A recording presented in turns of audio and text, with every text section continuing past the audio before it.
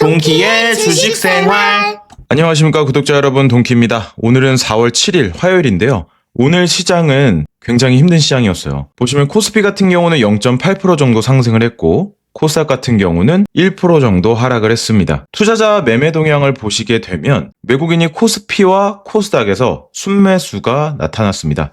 거의 3천억, 2,500억 정도 순매수가 나왔는데 그 이외에 개인과 기관들은 매도세가 이어지고 있습니다. 코스피 같은 경우 분봉으로 보시면 장 초반에는 굉장히 좋았어요. 삼성전자 실적도 굉장히 잘 나왔고 반도체 위주로 큰 상승이 나왔습니다. 그 이후부터 계속 하락하던 주가가 어느 정도 쌍바닥을 만든 이후에 재차 상승을 보이나 싶다가도 저항에 맞고 살짝 떨어졌다가 다시 한번 상승을 보여줬는데요. 코스닥 같은 경우는 조금 더 심각합니다. 어느 정도 상승을 보여줬던 지수가 쭉 하락을 하면서 저점도 깨고요. 다시 한번 추가적으로 하락이 나오면서 마지막에 조금 들어주긴 했어요. 하지만 전체적으로 일봉을 봤을 때도 좋은 상황은 아닙니다. 지금 현재 이평선들을 모두 깨면서 내려오고 있고 현재 이쪽 부분을 지지해 줘야 되는데 120일 이동평균선 정도 부근입니다. 이 자리마저 지키지 못한다면 추가적인 하락은 불가피한 상황이라고 볼 수 있는데요. 지금 현재 상황으로 봐서는 어느 정도 지켜줄 거라고 생각은 돼요. 하지만 저희는 속단할 수 없겠죠. 지켜준다는 가정하에 현금을 모조리 다 써버리면 나중에는 돌이킬 수 없을 만큼 큰 하락을 맞을 수 있습니다. 그래서 어느 정도의 비중 조절과 리스크 관리는 꼭 필요하겠다는 말씀 드리고 싶고요.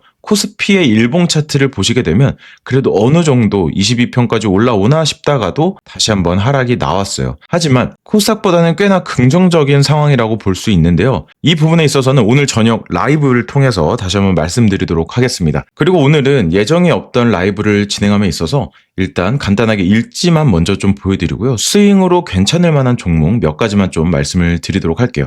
그리고 나머지 부분에 대해서는 오늘 저녁 라이브를 통해서 말씀을 드리도록 하겠습니다. 일단 첫 번째로 제가 매매했던 종목은 흥구석유입니다. 흥구석유 같은 경우는 오늘 오전에 갑자기 유가의 변동성으로 인해서 굉장히 급하게 상승이 나온 상황이었어요. 그 다음에 첫 눌림에서 저는 일단 잡아서 들어갔고요. 이때는 제가 비중을 상당히 많이 태웠습니다. 사실상 오늘은 시장이 별로 좋지 않았기 때문에 게다가 저는 비중까지 줄여놓은 상태라서 수익이 그렇게 크지 않았어요. 그래서 이때가 기회다 싶어서 이 종목으로 크게 수익을 만들어내야겠다라는 생각에 비중을 크게 실어서 들어갔고요. 그리고 나서 2%에서 3% 정도 수익을 챙겨서 나온 상황이었는데 여기 보시면 매도 자체는 정고점 부분에 매도를 했습니다. 사실 더 버텨도 되는 구간이긴 했어요. 첫눌림이기 때문에 더 큰 상승이 나올 수 있겠다라고 생각은 했지만 워낙에 제가 풀베팅을 진행을 했어서 저도 손을 덜덜덜 떨면서 빠르게 청산을 한 상황이고요. 그 뒤로 어느 정도 주가가 진정이 되면서 분할로 이렇게 들어갔고요. 다시 분할로 매도를 한 다음에 추가적으로 상승이 나올 수 있겠다.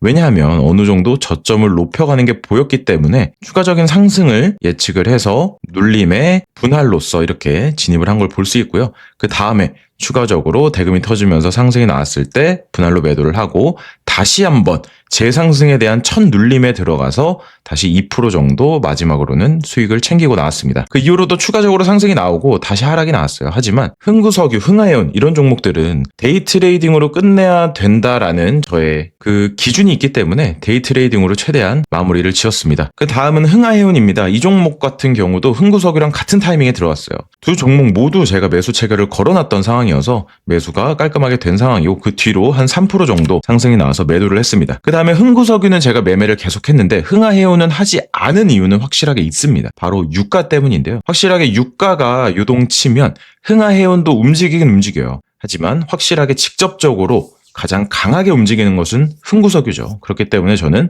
흥구석유를 추가로 매매를 했고 흥하해운은 더 이상 하지 않았습니다. 그 다음 종목은 LNF인데요. 이 종목도 제가 어제 영상에서 말씀을 드렸어요. 그리고 나서 저도 추가적으로 이제 매수를 한 상황이었는데 한 번은 장이 끝날 무렵에 종가 베팅으로 들어갔고 또 한 번은 제가 바닥 부분에서 매수를 대놓았던 상황이었습니다. 그 다음에 매수 체결이 된 다음에 상승이 나왔어요. 그래서 제가 수익권이었는데 오늘 오전 대체거래소부터 하락이 나왔습니다. 네, 보통 대체거래소에서 약했던 종목이 정규장에서 강했던 경우가 굉장히 많았고요. 그 다음에 대체거래소에서 강했던 종목이 정규장에서는 약했던 경험이 많았기 때문에 그래서 저는 LNF 같은 경우에 대체거래소에서 상당히 약했기 때문에 정규장에서 튀을 수 있겠다라고 생각을 해서 쭉 길게 끌고 온 기준이 있었고요. 그 뒤로 어느 정도 수익 실현을 하고 나왔는데요. 그 이후에도 LNF가 굉장히 크게 상승이 나왔어요. 그리고 나서 제가 이 눌림목마다 매매를 할까 생각을 많이 했는데 장이 생각보다 강하지 않은 것을 느끼고 추가적으로 매매는 하지 않았습니다. 첫 번째 눌림을 줬을 때는 눌림을 줬다가 이대로 끝날 수도 있겠다. 왜냐면 반도체 쪽으로 수급이 충분히 이어질 수 있겠다라고 생각했던 게 첫 번째였고요. 그리고 두 번째부터 이제 눌림을 줄 때는 반도체 쪽보다는 유가가 아무래도 불안정하니까 얘도 추가적으로 하락이 나올 수 있겠다라고 생각을 해서 매매를 하지 않았습니다. 네, 이렇게 해서 오늘 제가 트레이딩했던 종목들 매매일지를 보여드렸고요. 추가적으로 제가 매매했던 종목들은 더 있긴 하지만 여러분들께 도움이 될 만한, 공부가 될 만한 종목들 위주로 선별해서 말씀을 드렸습니다. 네, 그리고 저번에 저희 구독자님의 요청으로 스윙 종목을 몇 개 좀 말씀드릴까 해요. 일단 저 같은 경우는 한 종목의 매매를 길어봐야 2주, 1주 이 안에서 대부분 다 끝내는 편인데요. 보통 제가 길게 잡고 한 달짜리 스윙 종목을 고를 때는 첫 번째로 비교적 주가가 높지 않은 상태여야 되고요. 두 번째로는 어느 정도 상승 여력이 있는 그런 종목들을 고르는 편입니다. 그래서 제가 첫 번째로 소개드릴 종목은 GS건설입니다. 네, 이 종목 같은 경우는 지금 현대건설, 대우건설, DLNC 이런 건설주들하고 함께 묶여서 굉장히 잘 갔던 종목이에요. 지금 원전 쪽이랑도 굉장히 잘 엮여 있고 다들 사실 괜찮은 종목들이 많은데 GS건설이 다른 건설주들과 비교했을 때 주가가 아직까지 제대로 상승이 나오지 않은 모습입니다. 첫 번째 상승이 나온 이후로 그다음에 눌림목을 주고 N자 형태로 반등이 나오지 않을까 생각을 하는 종목인데요. 지금 보시면 연기금에 지속적인 매수도 굉장히 눈에 띄고요. 그리고 주가 상태도 아직까지는 상승이 다 일어나지 않은 상태이기 때문에 추가적으로 상승이 나올 만한 여력이 있다고 생각을 합니다. 그래서 조금 길게 보시는 분들, 한 달짜리 스윙 이렇게 보시는 분들은 추가적으로 이 종목이 하락을 할 때 이평선들의 지지를 보면서 매수하시는 것도 좋은 방법이 되겠고요. 대신에 앞에서 세웠던 이 기준봉의 바닥까지 깨버린다면 어느 정도 대응을 하셔야 할 듯 합니다. 그래서 GS건설 소개를 드리겠고요. 그 다음은 포스코홀딩스인데요. 이 종목 같은 경우는 지금 현재 고가에서부터 굉장히 많이 내려왔어요. 그리고 지금 보시면 60일 이동평균선에 계속해서 맞고 내려오는 모습을 보실 수 있습니다. 그렇다고 해서 이 회사가 펀더멘털이 깨진 것이냐? 그렇진 않아요. 지금 현재 시장이 굉장히 변동성이 크고 어려운 시장이기 때문에 그리고 이 테마 자체가 굉장히 주목을 잘 못 받고 있기 때문에 이런 현상이 나타나는 건데 저희가 굉장히 긍정적으로 봐야 되는 상황은 지금 현재 120일 이동평균선 이 자리를 따라서 쭉 상승을 하고 있다는 점입니다. 그리고 60일 이동평균선에 닿아서 이렇게 박스권을 만들면서 상승을 하고 있는 상태인데 그럼 언제 우리가 이 종목을 보느냐? 물론 지금 당장 소액으로 매수를 하고 떨어질 때 지지를 보면서 매수하는 것도 굉장히 좋은 방법이에요. 하지만 또 다른 방법은 이 60일 이동평균선 여기에 지금 저항이 있단 말이에요. 그러면